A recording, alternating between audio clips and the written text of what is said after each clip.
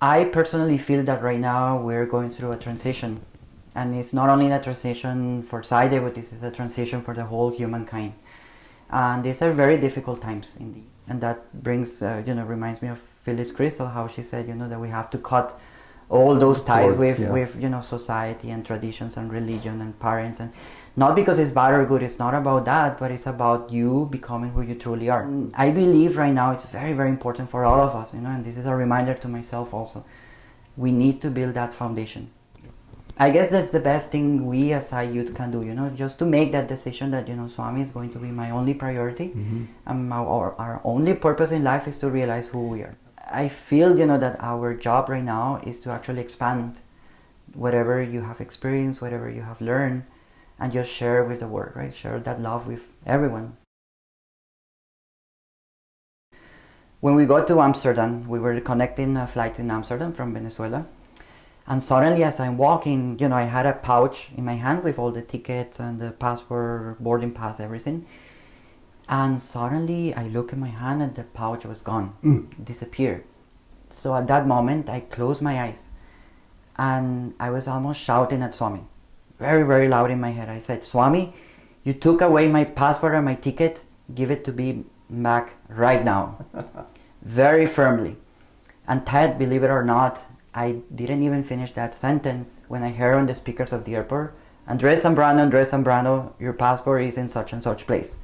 Really? Just at that exact moment.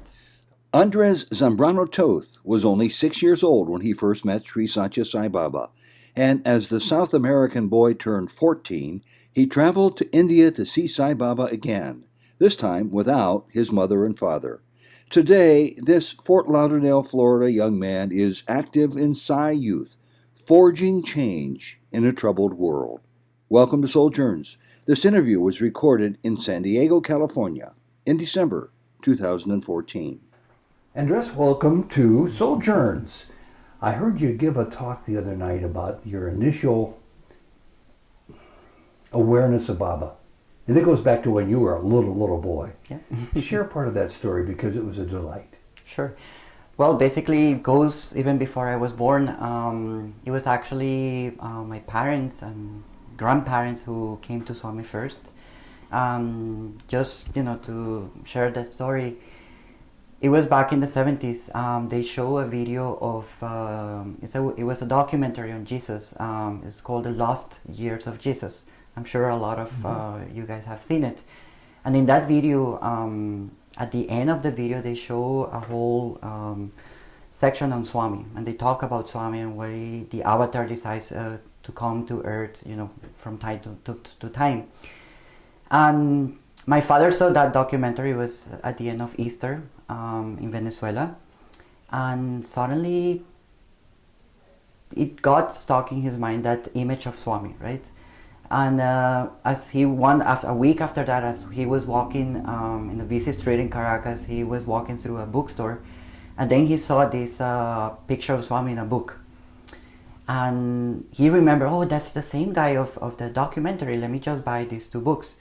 One of them was Sai Baba, Man of Miracles by Howard Morfett, and the second one was by Samuel Sandwich, Sai Baba and the Psychiatrist. So he took these two books, he went home and he put it on a table. And he kind of forgot about it. Immediately after that, my grandfather saw the two books and he was very curious about it. Your grandfather? My grandfather, yes. And he said, okay, let me read this.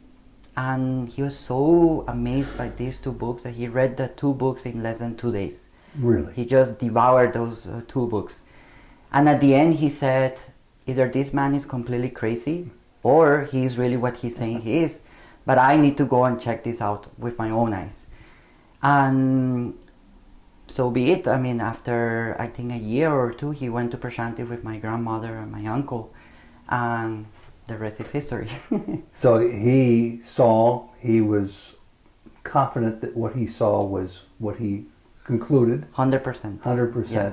And you came along and you started to become influenced by the spiritual path that your grandfather started. Correct. That presumably now your own mother and father were on as well? Yes, coincidentally, this documentary where both my parents saw it at the same time.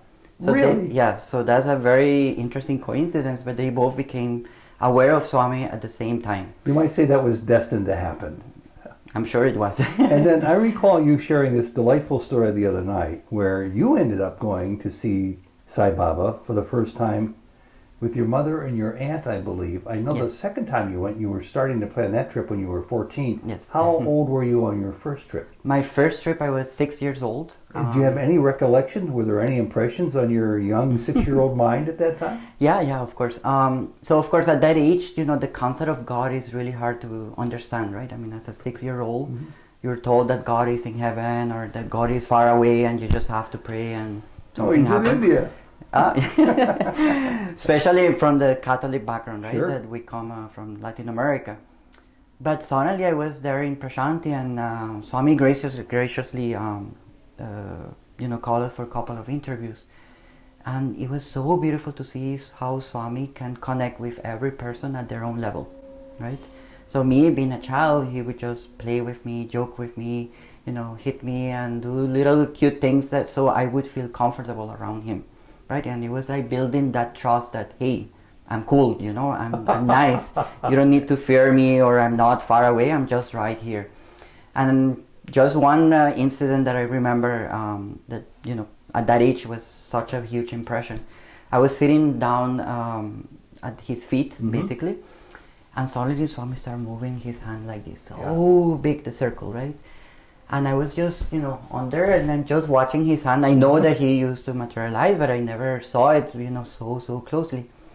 And suddenly, he's moving his hand like this, and I saw how a huge mala, crystal mala, just came from this part of Your his eyes hand. must have just bugged out. And it was so big, and he just grabbed it like this and gave it to a lady that was in the interview room. Not your mom. Not my mom. It was another auntie from the Venezuelan group. I was just so amazed, right? Like, I mean, as a 6-year-old, those things are so beautiful. And I think Swami played those games so I could have that attraction for him, right? So that trip was basically building that concept of God as a friend, right? That he's someone that is cool, that you can relate to. So you're marinating in these experiences for 6-7 years. Come your 14th year of age, I'm just filling in a little bit here. You tell your parents you want to go to India, and they say, "Sorry, Sonny, we can't afford it. It's not in the budget. We're not going to India." Exactly. Take it from there. You're 14. Yes. Take it from there. So I'm 14, and suddenly I felt this very strong urge to go to Prashanti. It was burning me.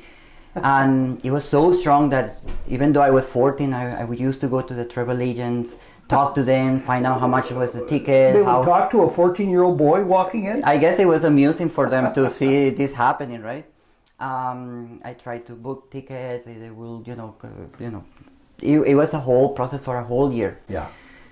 And I guess my persistence and my, determination for this to happen was so strong that I guess, my parents started giving into the idea. They're okay, well, if things come into place, maybe it's a possibility. And one ticket might be a little bit more affordable than 3 tickets. Exactly.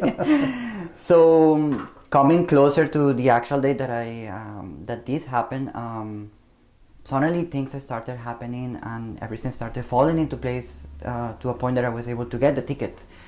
However, there were a lot of challenges. The first one was that there was no return tickets up until after Christmas of the same year. And I was living in July, and so that means that I had to stay a long, and I had no option. Either I took that or I was not going. Mm-hmm. If you recall, this is 1999. It was the ending of the millennium, so a lot of people wanted to travel that year to receive. So the that's New why Year's. there were so few round-trip tickets available. So that was the first challenge. Second challenge was that even to enter India as a minor was a problem. So I needed someone to come with me or some adult to, be my guardian. So we were, trying to figure out what to do, and we called all the Sai centers in the country. In Venezuela, we had about 36 centers or so at the time. And we couldn't find anyone. 1 week before the trip, suddenly we get a phone call from another Sai center far from where we used to live. And they told us, oh, there's an auntie that she's going to India. She have the same itinerary as you. And she's looking for someone to travel because, she's elder. So my parents were so happy. Okay, finally he will go with someone. The person will take care of him. No problem. We got to the airport. We never met this lady before.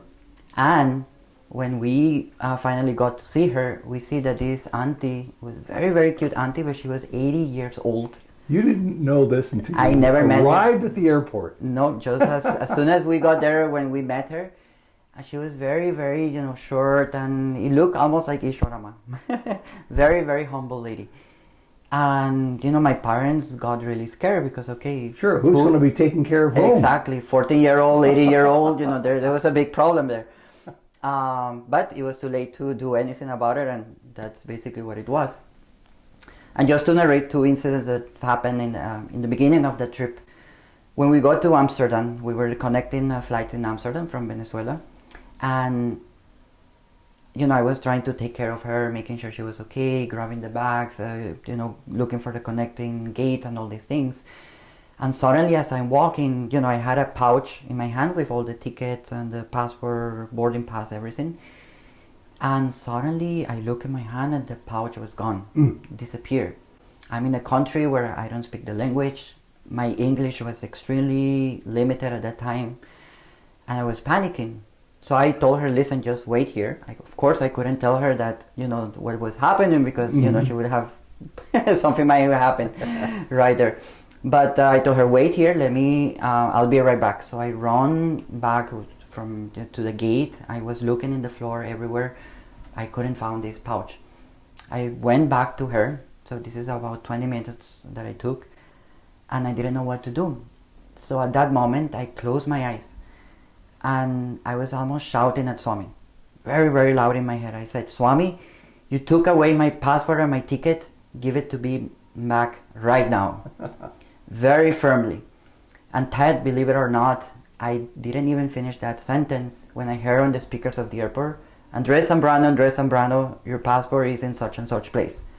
Really? Just at that exact moment.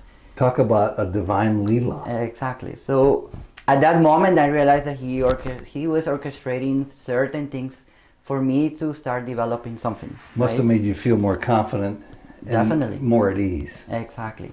So... Did you ever share this with the older lady? Actually, I think I did. After the fact. After the fact, yeah, probably I mentioned. Yeah.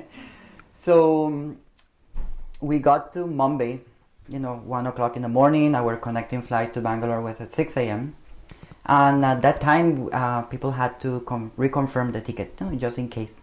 So I went to the Indian Airlines, counter like around 4 a.m. and I show my boarding passes and everything. And the gentleman there, oh, there's a problem with your ticket. You're in standby, both of you. But in India, everyone is very easygoing. So I said, oh, don't worry, just go to that line and they'll fix your problem. When I look at that line was huge. There were hundreds of people with the same problem, that their tickets were on standby. So you've got less than 2 hours between. Yeah. And I was, it was such a huge line. So I just joined the line. And somehow I felt that confidence that Swami will take care of it, right? Why worry? I mean, he just did something really amazing in Amsterdam, and I don't need to worry about it. So I was just waiting there, waiting. I was not in the front of the line. I was just in the middle. My flight was at 6:15 in the morning. At 6 a.m., there's a lady from Indian Airlines, and I see that she's calling me like this, like, just minutes before your flight. Yes, 15 minutes. Just, you come. And me? Yeah, come. Very subtle, very quietly. So I went to her and she gave me an envelope with 2 first-class boarding passes. Oh my goodness. How that happened, First class. First class. It was my first time ever flying on first class. I don't know how that happened because I never spoke to anyone except that gentleman in the counter, and there were so many people in front of me. There's no logical explanation for that lady to give me those 2 boarding passes. And finally I got to Prashanti after that. Oh, what a great story. Yeah. I'm just delighted to hear that again. I personally feel that right now we're going through a transition. And it's not only a transition for Sai, but this is a transition for the whole humankind. And these are very difficult times indeed, where a lot of things are changing for the good. Mm-hmm. But again, when changes happen, if your foundation is not strong enough, it might shake you a little bit, right? Mm-hmm. So the point right now is to really see how can we take advantage of these changes, how can we join the change and be part of this golden age that Swami has talked so much about. And I believe right now it's very, very important for all of us, you know, and this is a reminder to myself also. We need to build that foundation. It's very, very important to be strong in who we are and where we are spiritually, because it's like, you know, it's like if you have a tree and there's a hurricane and the roots of the tree are not strong enough, the tree will be gone easily, right? So we need to have those roots very, very, you know, grounded in the earth. So you know, whatever may come, we can face it with the right attitude, right? Yeah. Now, as we go through this, I'm sure, you know, like Swami says, you know, once you're in the bus, you cannot get out, right? And Swami is looking at everyone and, you know, making sure that all of us are good and are in the right path. But there's a scope for you to also, you know, see which direction you want to take in life. And it's a decision, really, you know. In my personal life, after that second trip, you know, it was a conscious decision to say, you know, Swami is going to be my only priority, nothing else. Because you realize that that's the only thing or the only reality that will give you that true happiness that, you know, everyone is looking for. And I'm very happy that, you know, I had the opportunity to make that decision when I was 14, 15 years old. Because then you know, you go through life, you know, you go to school, you get married, you have children, and by the time you remember this thought again, you're, you know, 50, 60 years old, right? Yeah. So I guess that's the best thing we as Sai youth can do, you know, just to make that decision that, you know, Swami is going to be my only priority, and our only purpose in life is to realize who we are. So Swami usually says that, you know, he has a beautiful metaphor. He says that his methodology of teaching is very different to the ones of any other teacher, right?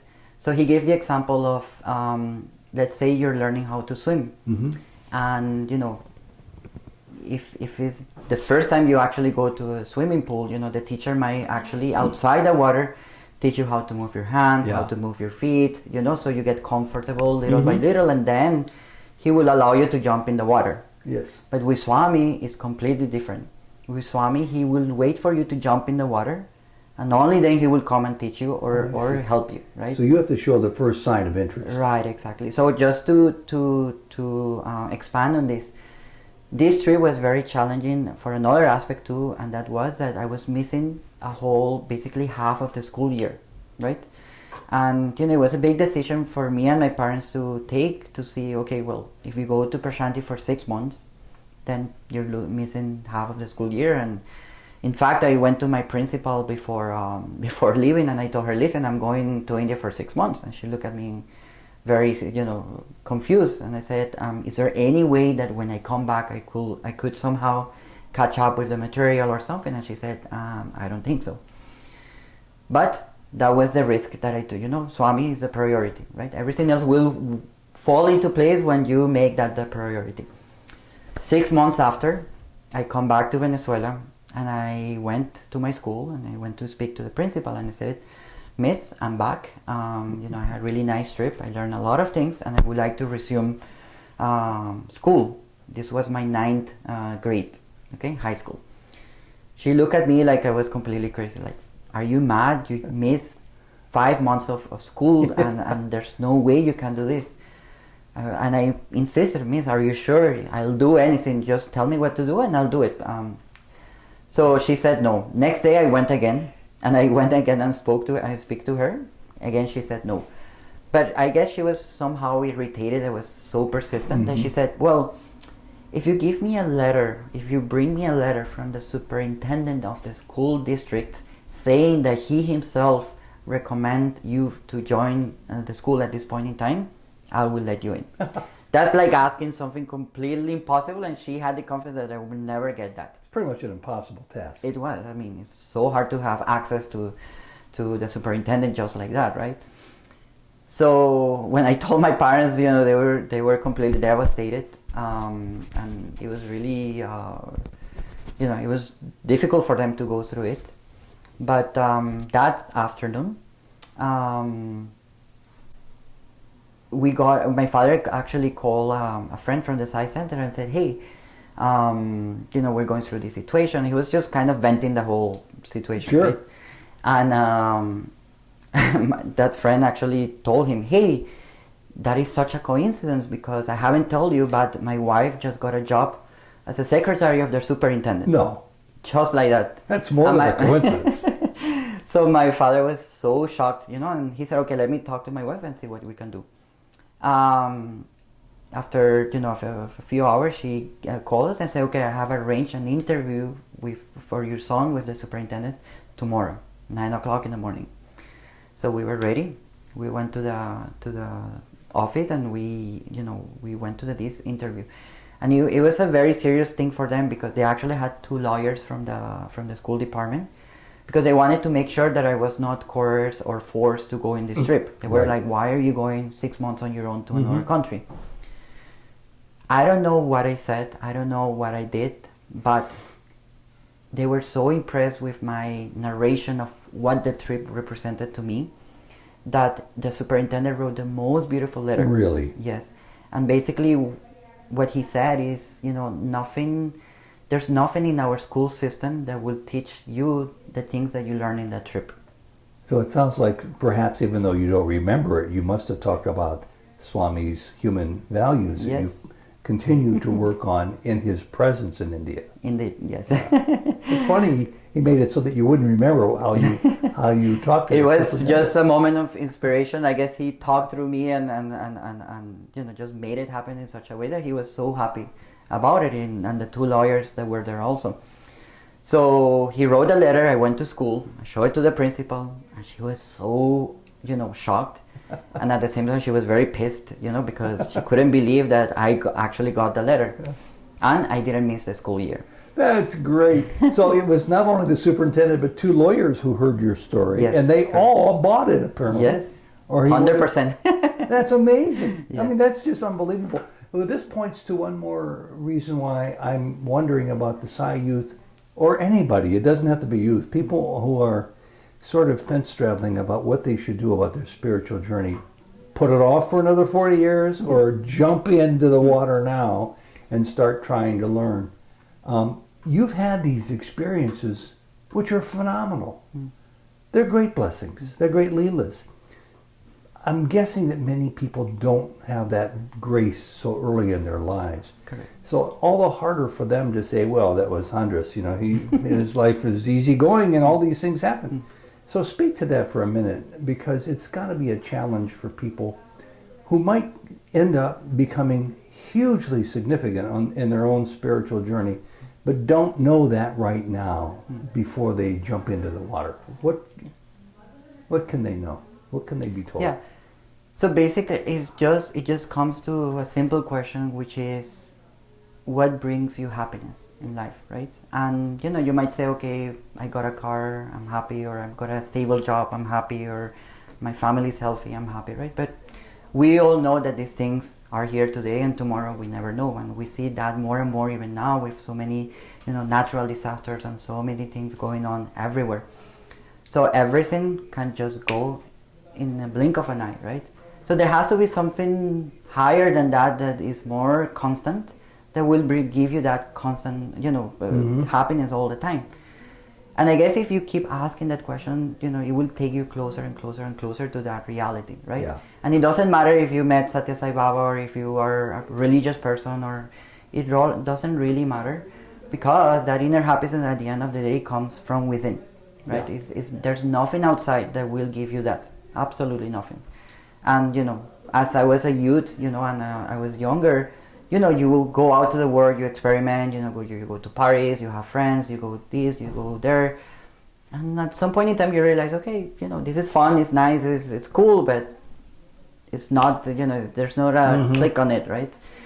And the more you realize that, then the more you start going inwards, Yeah, right? yeah. To the point that, you know, again, you made that your only priority, right? Nothing else really matters.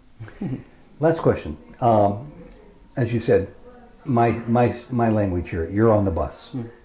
Baba saw you jump into the water and he reached out to instruct you. And it's really performed wonderful change, transformations in you. But you're a young man. What does the rest of life look like for Andres as a spiritual seeker? You're going to rest on your laurels, and if you don't, and if you start pursuing the deeper issues that we are instructed to examine, do you have any idea where those might end up? That's a very good question.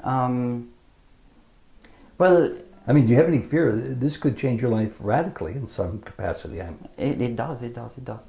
See, obviously, you know, when you know that Swami has given you, you know, certain experiences or certain lessons, there's a, I don't want to say expectation, but there's a responsibility that he's putting on you, right? And I feel, you know, that our job right now is to actually expand whatever you have experienced, whatever you have learned, and just share with the world, right? Share that love with everyone. Because otherwise, you know, there's no point of keeping myself in this little room here, you know, Right. and just do all my sadhana and pray and sing bhajans. What's the point, right? Yeah.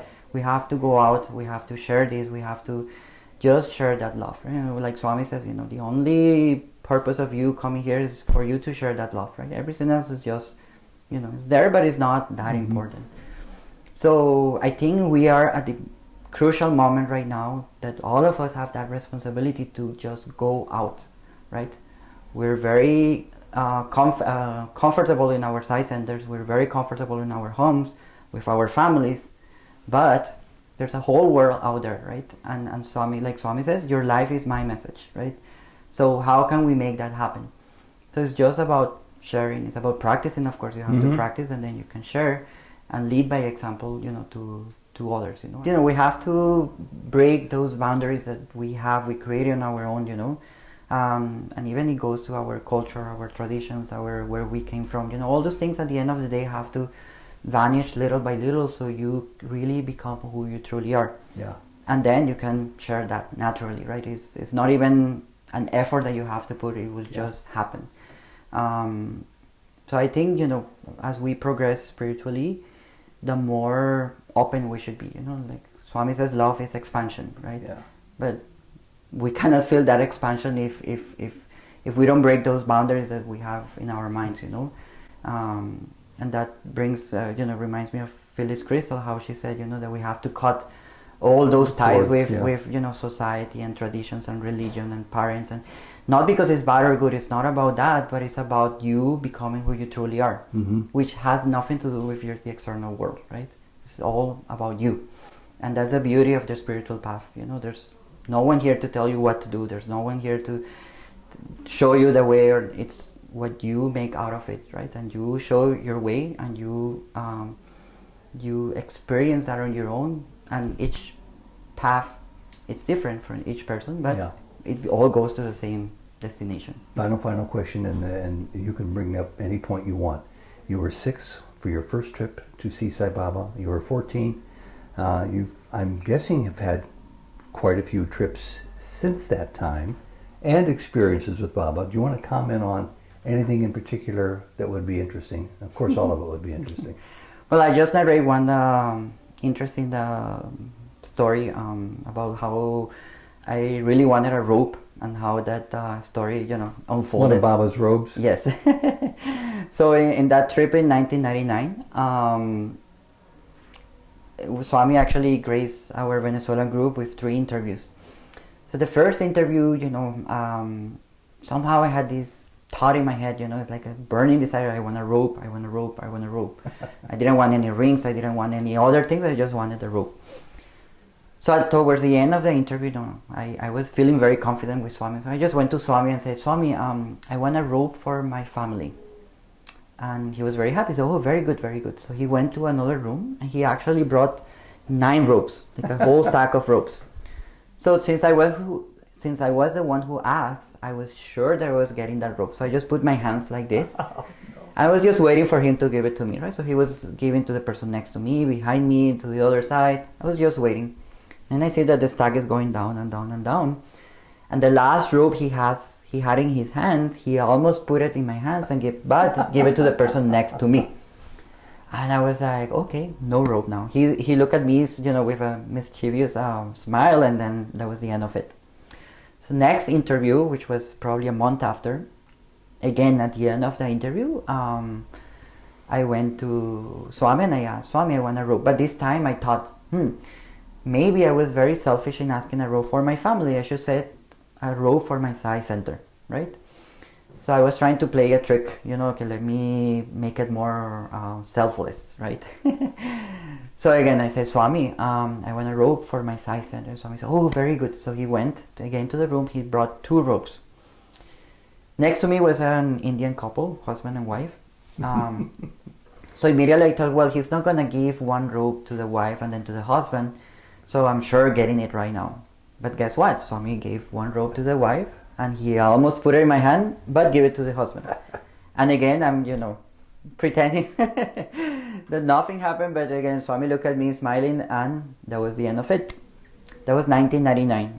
2007, after the World Youth Conference, 3rd World Youth Conference, one morning, Swami called all the youth delegates that were still in Prashanti and he called us inside the mandir, right? So I noticed that and I saw that Swami gave robes to the people who were in the first row. It was only 5 youth. He gave robes to them.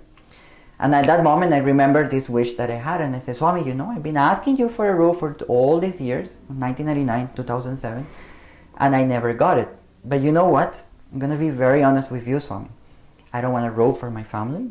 I don't want a robe for my Sai center. I want a robe for me. And guess what? That afternoon, I got the robe from Swami. Oh, great. But see, all these things are, it has very profound teachings, right? Sure. And with Swami, sometimes we try to pretend, to be something that we're not, or that we're in a level that we're not. And sometimes you just need to be honest so you can progress, right? And at that moment, yes, it was a selfish thought to just ask a robe for myself, but that was the real truth at that time, right?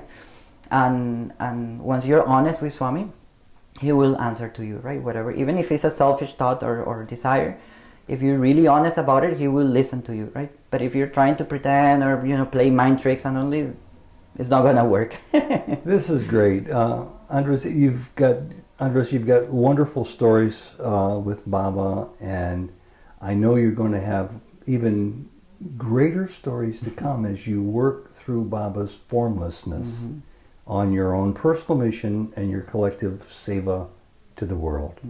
And I look forward to catch up with you again one day. Definitely. To have a full report on that. Thanks again. Jai Sai Ram. Jai Sai Ram.